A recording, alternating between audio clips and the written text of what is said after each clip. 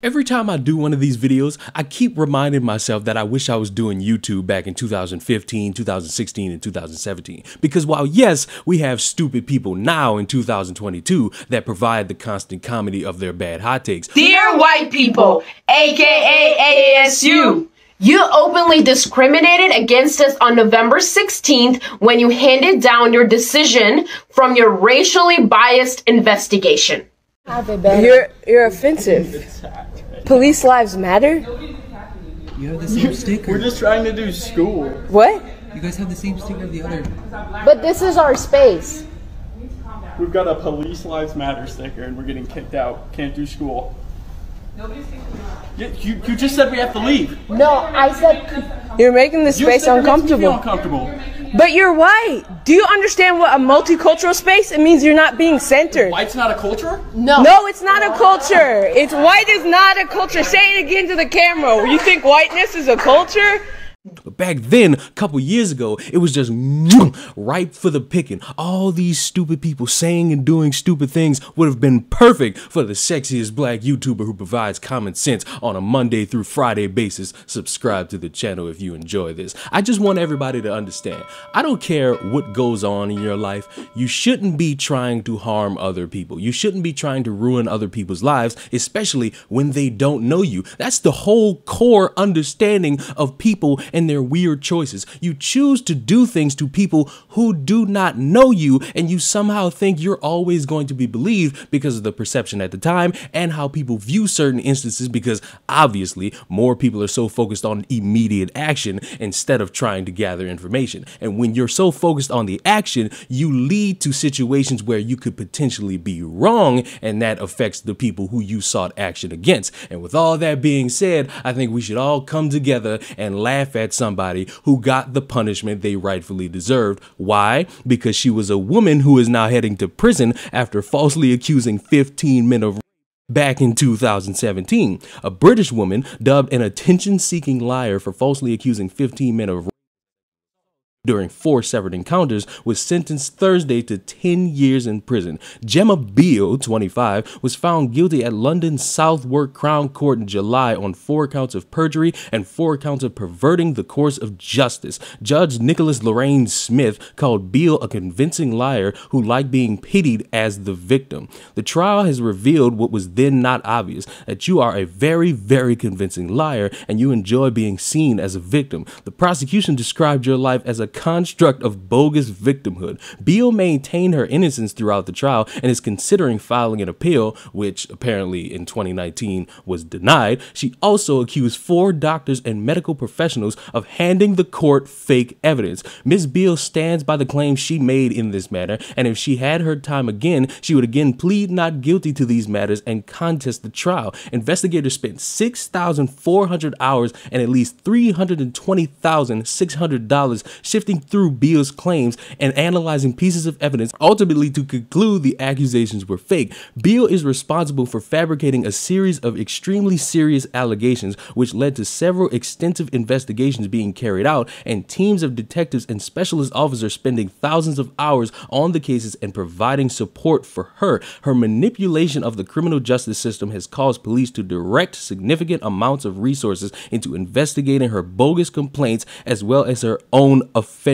They were first notified about the alleged false accusations in December of 2013 when one of Beale's former girlfriends said a man, Mahad Qasim, was wrongly imprisoned when Beale said he in November of 2010. A month before, she went to the police claiming a group of men had raped her. Investigators looked into the force, found common discrepancies. Qasim, whose conviction was overturned in July 2015, said in court in a victim impact statement he was extremely affected by the false.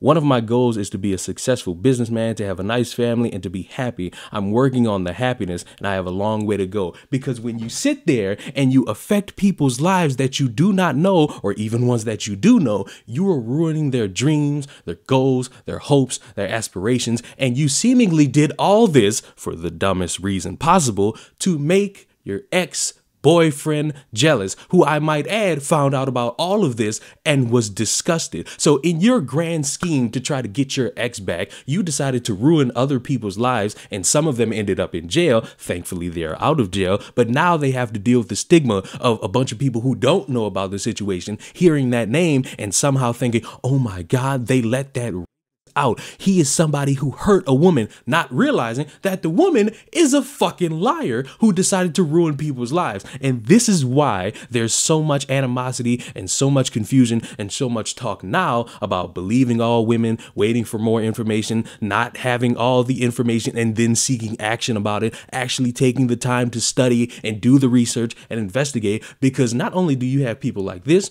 you got people who will burn down bathrooms, you got smuggle nuts, you got people who fake things for political motives, you have people who are so desperate to seek the worst type of attention by lying about other people, and then when they do it, they somehow don't want to own up to it, and they will still sit there, stand proud and say, I am the victim. And above all, I fought the back.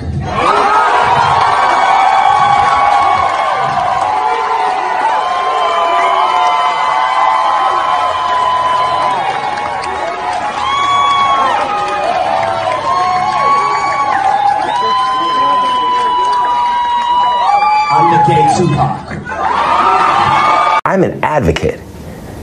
I respect too much the people who I am now one of those people who have been attacked in any way. You do such a disservice when you lie about things like this. It feels like if I had said it was a Muslim or a Mexican or someone black, I feel like the doubters would have supported me a lot more. And that says a lot about the place that we are in our country right now. The fact that we have these fear mongers, these people that are trying to separate us, and it's just not okay. Again, Jussie Smollett just found guilty on 5 of the 6 felony disorderly conduct charges he faced in this trial that took about a week and a half here at the Layton Criminal Courthouse.